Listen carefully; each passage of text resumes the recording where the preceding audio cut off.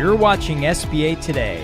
With all the latest news, stories, and advice, here are your hosts, Paul Long and Tanya Mazurek.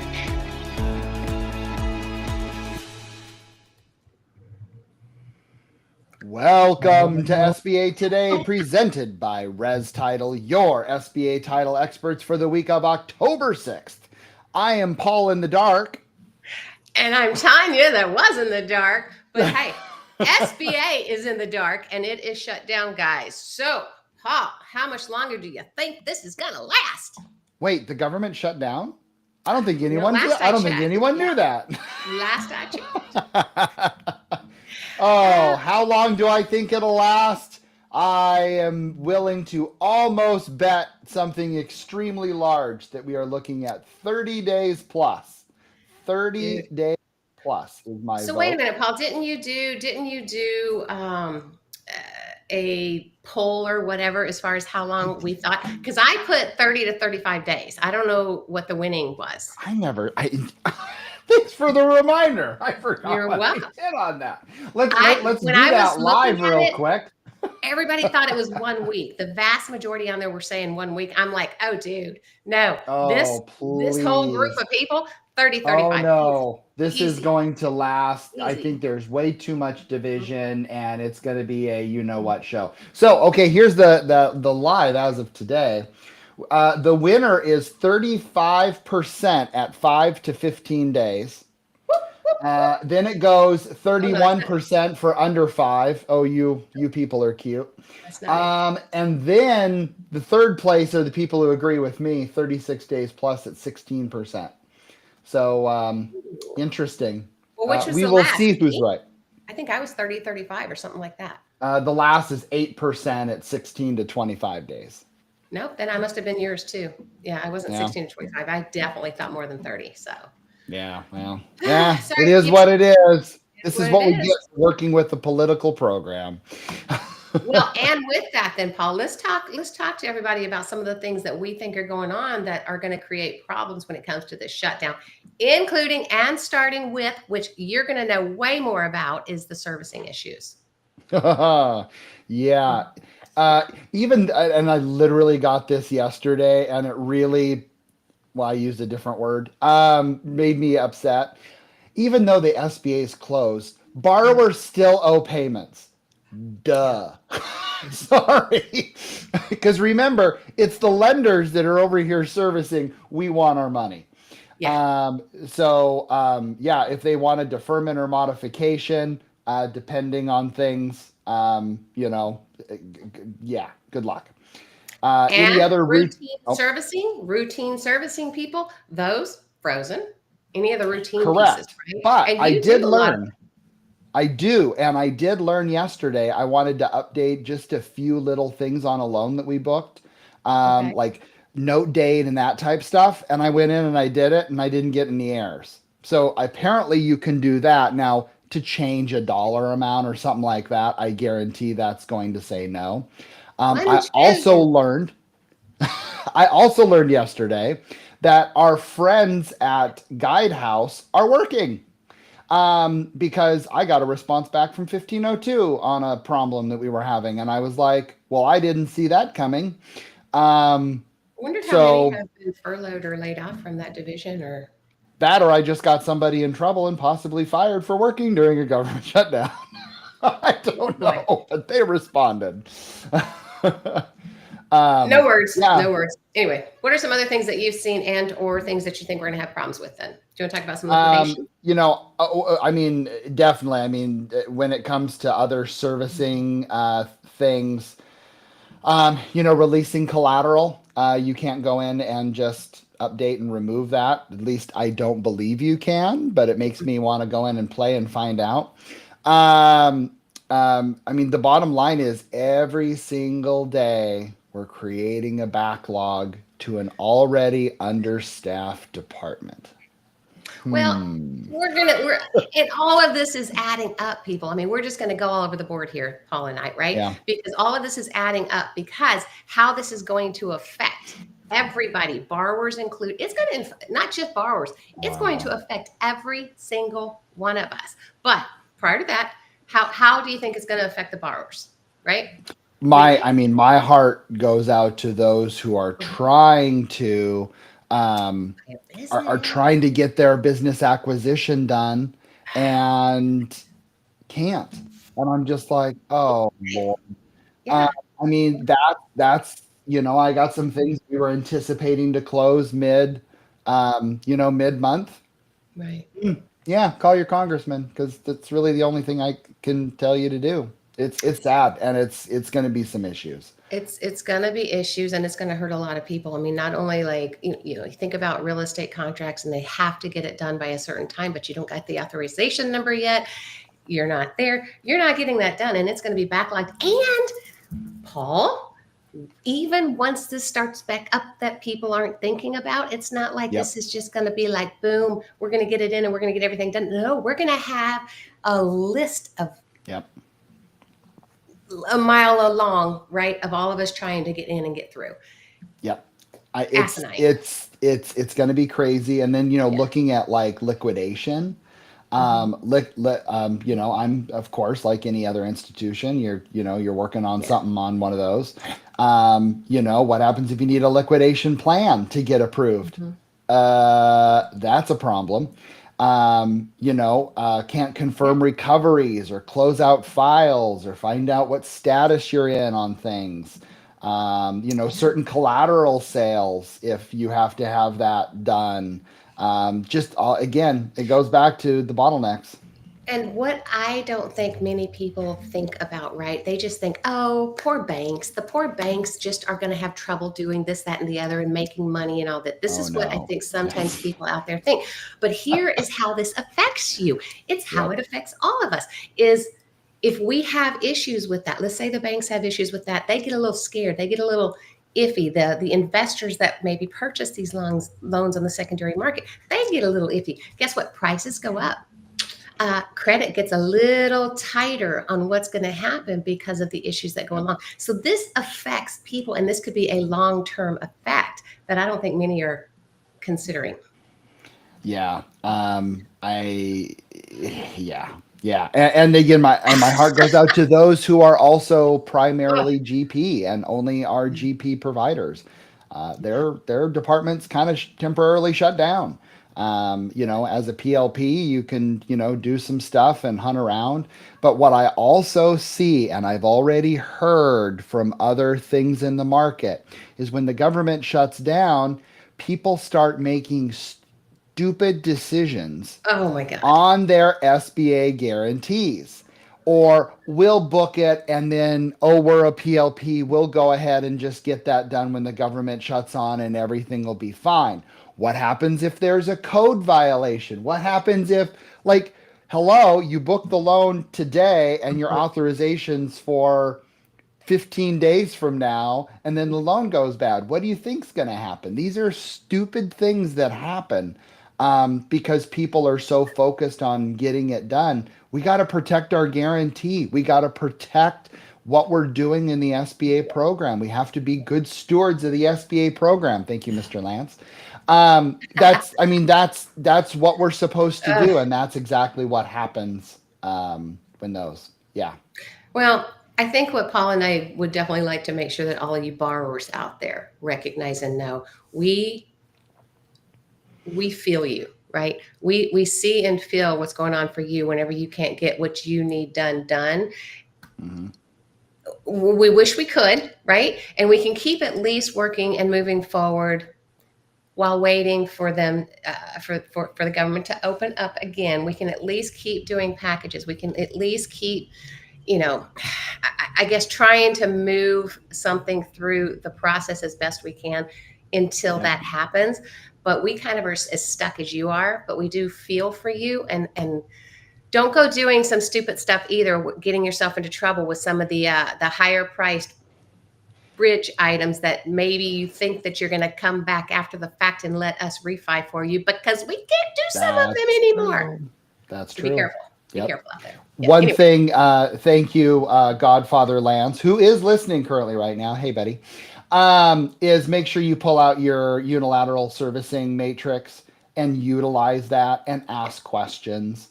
our friends at Nagel, if you're Nagel members, which you should be, should absolutely are great at answering questions and helping you through those things. So again, there's resources outside to help you so you don't make stupid decisions. So Absolutely.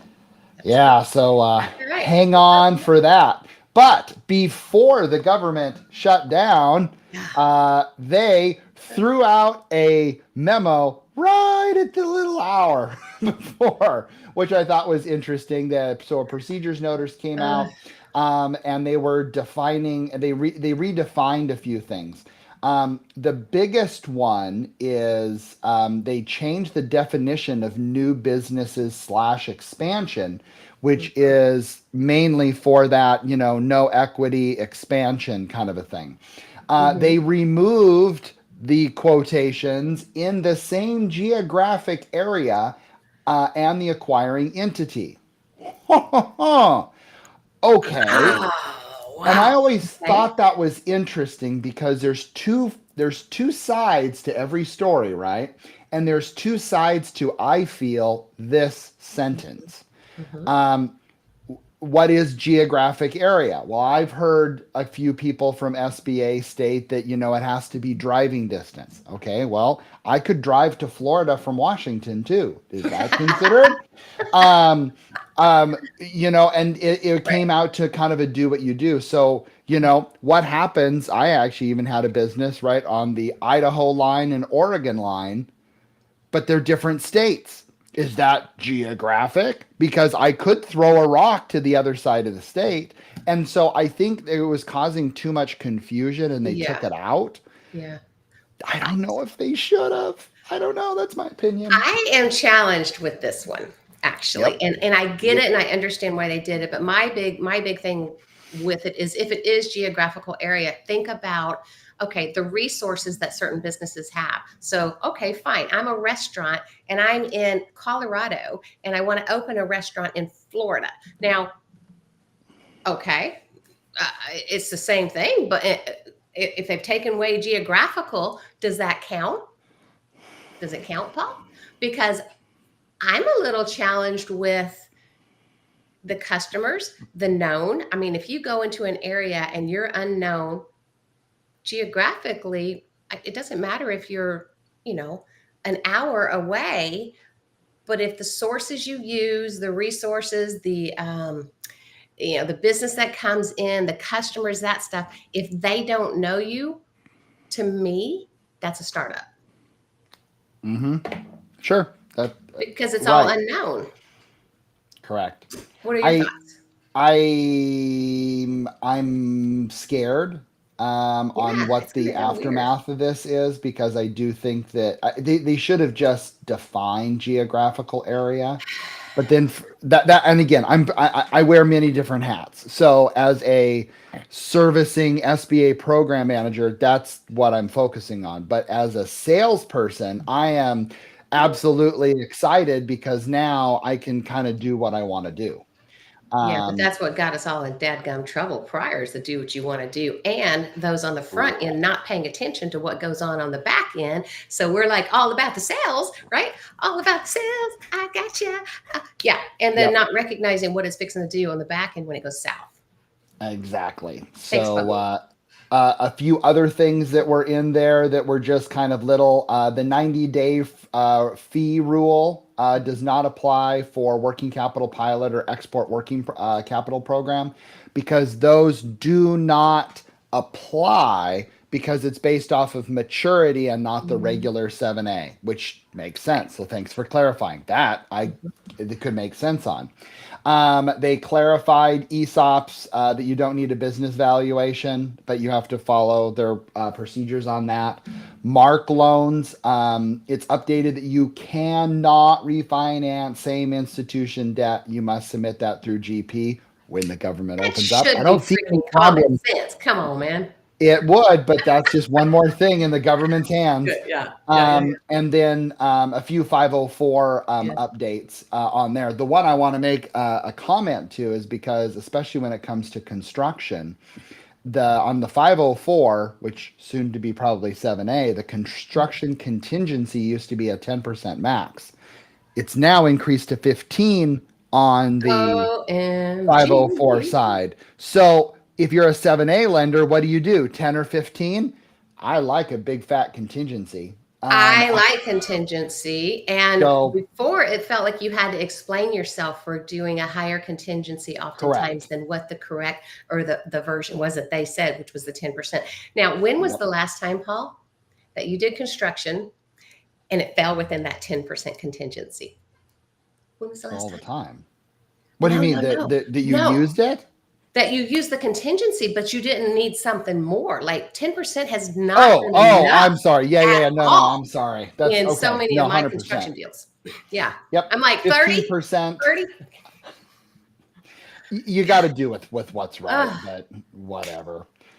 Yeah.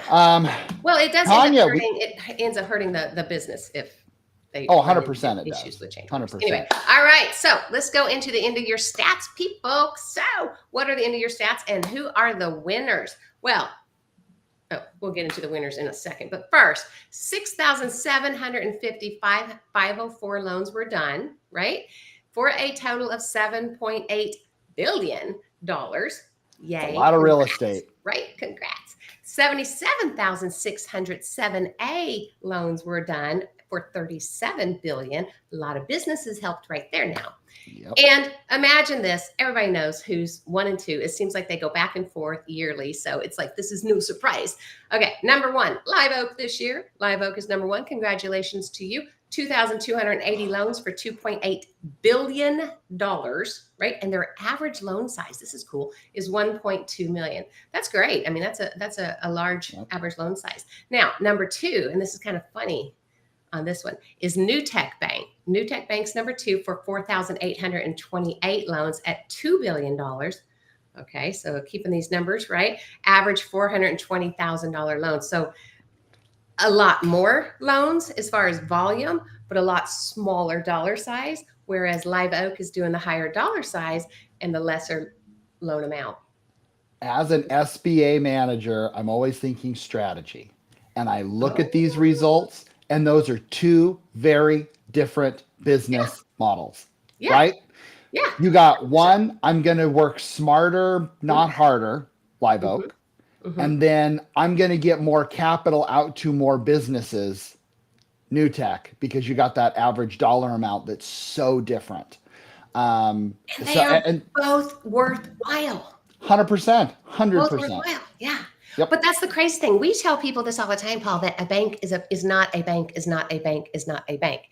That's not how it is, right? All different credit boxes, all different things that they're looking for, all different size loans that work for them. This is a very good point as to how that works. You've got some that are going for the larger deals. They're getting it done. They're moving it through the system that way. The others have whatever system in place, and it's just, turn and burn, baby. So anyway.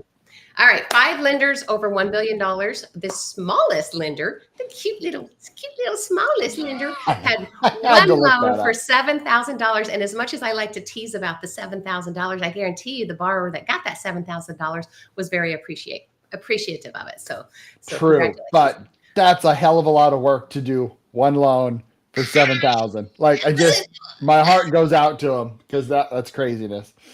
You think? Yeah, no kidding. It is not for the faint of heart in general, no matter the size, right? 1,422 lenders made a loan. Okay. And the only thing I don't have on that is how many institutions are registered with the program, because I'm curious how many lenders who are registered to do 7A did 0. And I don't have the stats on that. Okay. But when I was somebody looking, in SBA, if you're watching, would you let Paul or I know that? That's a really great one. Comment actually on here, because that's really something that would be kind of cool to find out. Right. So then I give more kudos to the one person who did the $7,000 loan, right? Yeah. Because at least you did something compared to the others that just sat on it and didn't do anything. Anyway, sorry, go ahead. Well, and that's why anyway, I'm not even going to go there. I know. The LSPs and stuff like that out there that are helping some of the banks that don't really know what the heck they're doing when it comes to the SBA loans. They want to participate and they're in it. They don't really know how to put it through. So I think those are the ones that might be sitting at 0. Anyway, and 297 lenders made 1 loan. That's crazy. I thought that number was crazy high. Yeah. But it is what it is. And Along then with it, though, you've got something. I know you do. yeah, this came out this morning. Bay First, the 20th largest SBA lender, said we're done. Sold their portfolio off to another bank in Florida. And so, wow, that was wild. So heart goes out to them. I don't like seeing any, SBA shop close like that. But the thing that I look at is, you know what? I don't know if I want to be number one on the list. I want to be a slow, steady Eddie kind of guy. I don't know. That's You just mean kind of under the radar? That is 100% correct because it just keeps the cameras off you. But to go that large and then stop, I'd like to be a little squirrel in that room. To find out I would not why. like to be a squirrel in that room. That sounds horrible, and I think my stomach would be twisting being a squirrel in that room. But yes, I agree with Paul. Hearts go out to all that are affected by that, and there's a lot of you, right? And we know some of you personally, so heart goes out. True. Anyway, all right, guys, so that is it for today, and it's been fun being here with you as per usual. We are here on Tuesday mornings live on LinkedIn and YouTube. Otherwise, any of the streaming platforms where you get your podcasts, go back and look at any of our previous episodes and or visit our others, the Art of SBA Lending and the BDO Show. They would love to see you there as well. Check out Res Title if you need some title work. If you have questions or want to connect with Paul or I, connect with us on our LinkedIn pages. Other than that, my goodness, we appreciate you if nobody's told you so far, and go out and have a great week. See you guys later. See you later. See ya.